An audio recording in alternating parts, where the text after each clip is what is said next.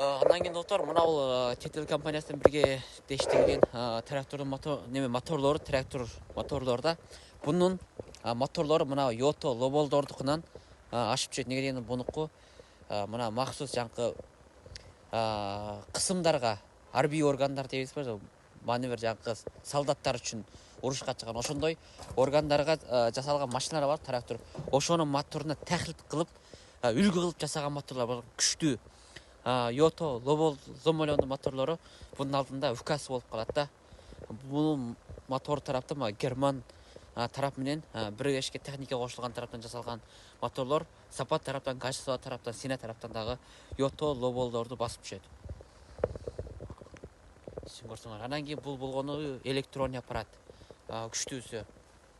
Буда чоңмуз чыккан.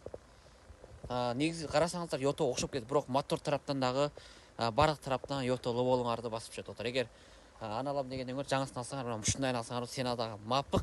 Ошол Yota, ошол Lobel'ды алган Сенага ушуну аласыңар. Бирок Кыргызстанда мына трактордун запчасы бар жоктугун билбейм.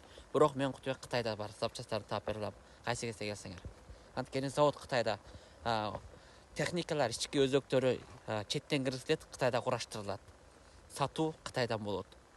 Бирок запчасы деле Кытайда бар. Канча жасагандан кийин ошого жаңысы экинчи колу любой таап берем. Эгер кимге керек болсо. Болгон модельдер 1404 эле бар. Бул жерде барган такыр. Ана жерде бир тал 1804. Мын жакта экинчи кол. Жок, мында жаңы экинчи кол экен да. 1204 бар экен.